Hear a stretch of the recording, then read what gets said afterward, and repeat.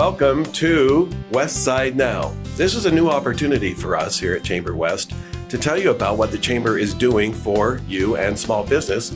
And to do that, we're joined today by the CEO and President, Barbara Riddle. Welcome, Barbara. Well, thank you, Doug. I'm excited. It's exciting, isn't it? I know. I'm excited to be here today. What a great new program. You are charged, and you've charged yourself because you're creating your own laundry list of duties to perform as you go here, with building this chamber and convincing local business that the Chamber of Commerce in Chamberwest is the place to be. Why is this so important, and what are your goals and ambitions, mission and focus? Gosh, how much time do we have? We have 7 days and 13 hours. Oh my goodness. So I came on to Chamberwest 2.5, almost 3 years ago, and really was charged by my board to develop relevant programs to deliver to businesses to help our businesses grow and to support them. And our mission is to strengthen and promote the shared business interests of our business community.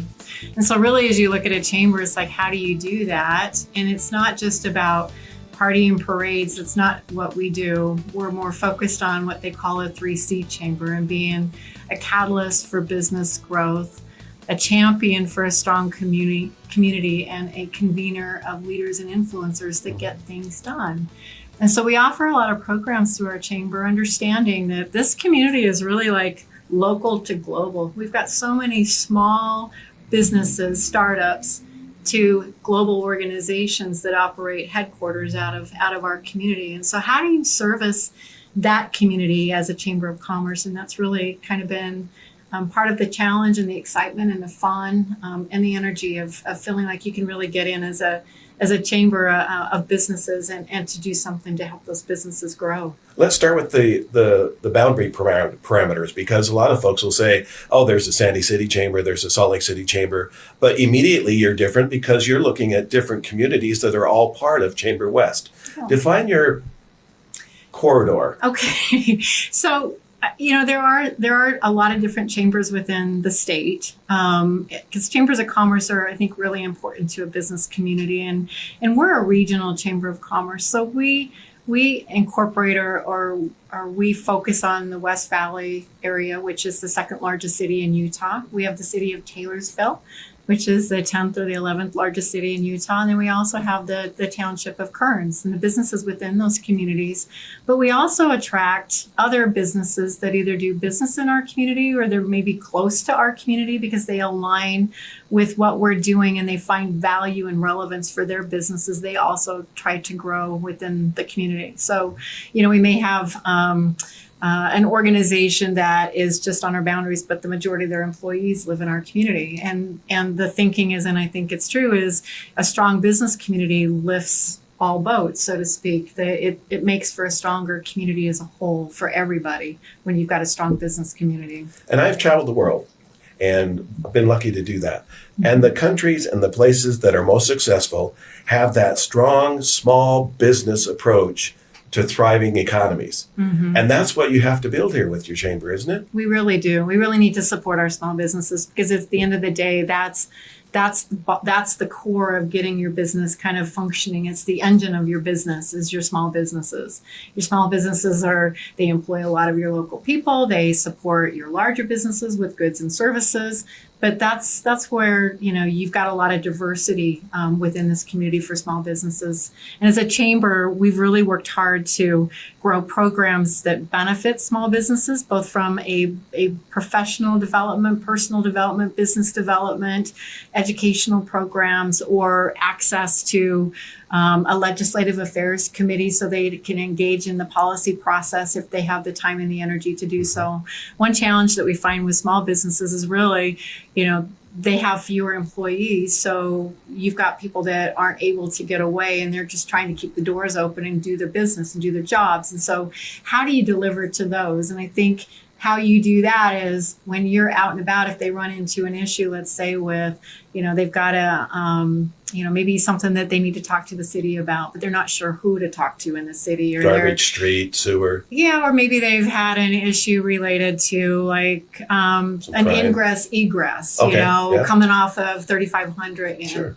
They don't know who can help them address it, and they've placed a phone call, and so they talk to the chamber, and we know a lot about the the politics and the departments, and we're that one call away. If we don't have the answer, we know who to call to get that answer. So we can do some of that legwork and get that information back to our business owners so that they can act.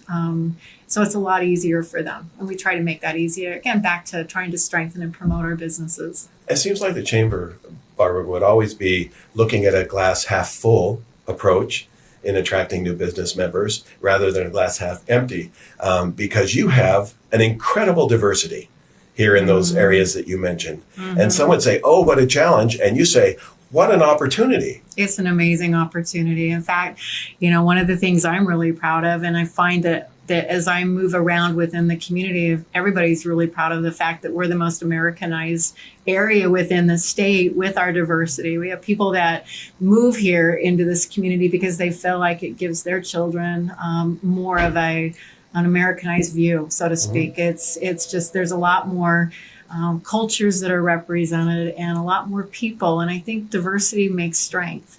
And I champion that. I value that. I think that's one of our greatest resources that we have within our community. And one of the things is the venue right behind us that we're showing here, right?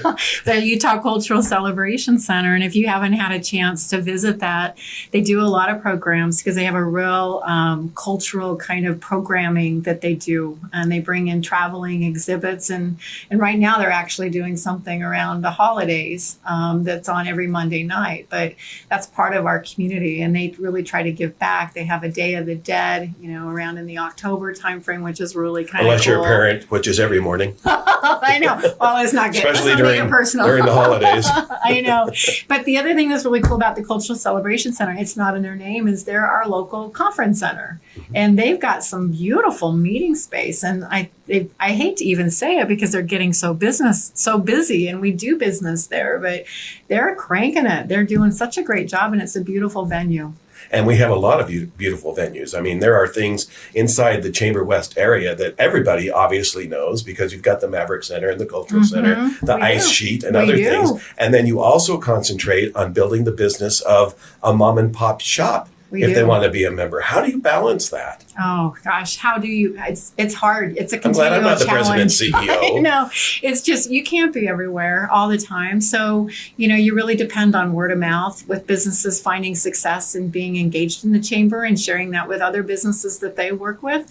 But we're really working on trying to grow the recognition of the chamber within the community and to be a louder voice and more visible within the community, because I think businesses, if they understand the value of engaging in a chamber, they would want to be engaged in that chamber. So, how do they become engaged? They just what do I need to do? Contact us and let's sit down and talk about. We want to learn more about the businesses. We want to learn how we can help and support, how we can partner, and kind of who you are, what you do. Because part of the chamber, I think the value there is it takes the name off your building and puts it kind of in more of a social where people learn more about who you are and they talk more about who you are and they share your information with other people that they're working with through our networking and our leads generation. It just makes you more part of the business community and part of the community.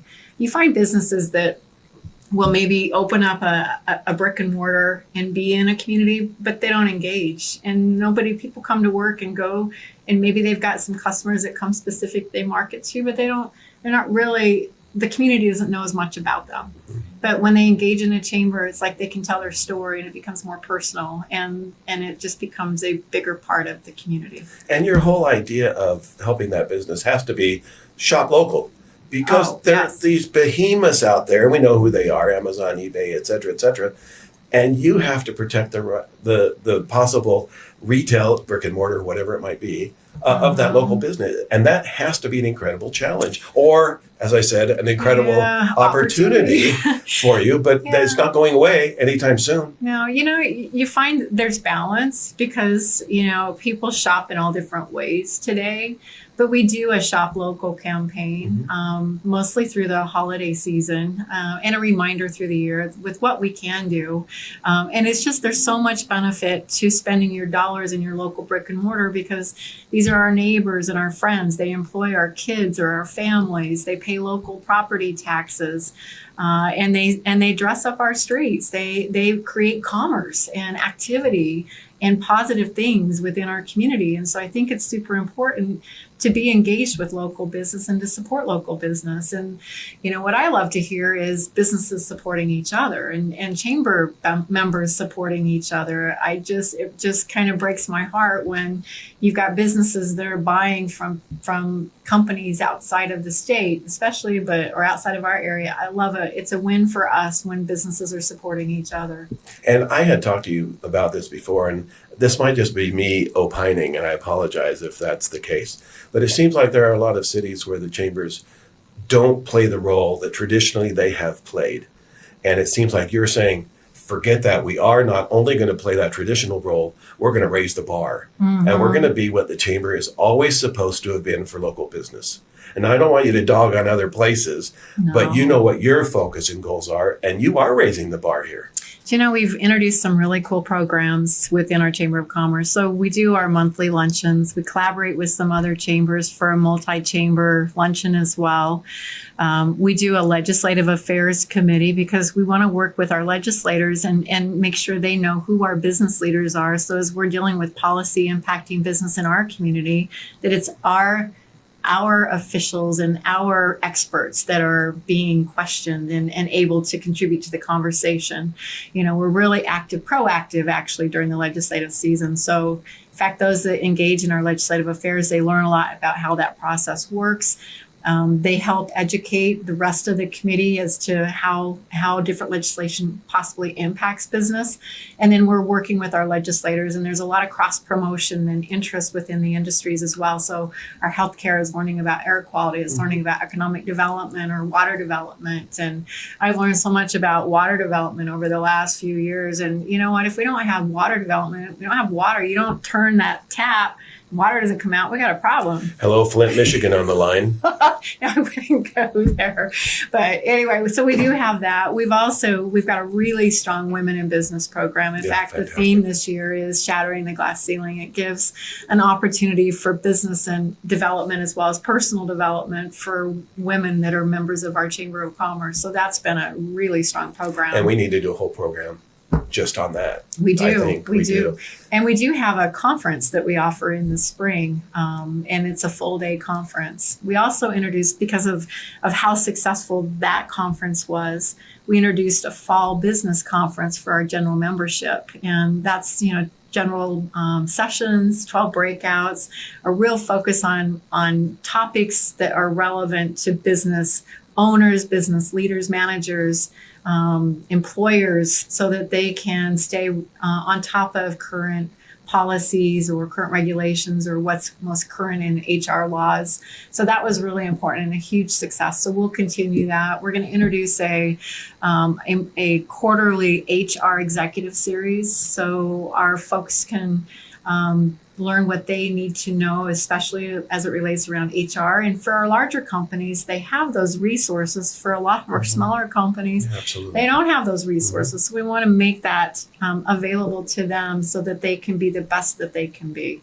Okay, so the challenge or opportunity, again, as we wrap this up, is if you're a small business owner, or your husband is, or your wife is, or your cousin is, or your aunt or uncle, there's an opportunity now for you in Taylorsville and Kearns and West Valley through Chamberwest. There are different levels of participation. There always are. But we encourage, small businesses call today and become part of this movement to not only grow your own business, but help others in your local area grow businesses, because as that community business grows, it benefits everybody. It does. You've nailed it. You should be a president CEO of a chamber. No way. There's too much to do. I ask questions. You make it happen. Barbara, thanks very much. Hey, thank you so much. For all you do. We'll talk to Barbara again. You'll get to know her very well. And that'll do it for this edition of Westside Now. Thanks very much for joining us. Support Chamber West and your local Chamber of Commerce. Thank you.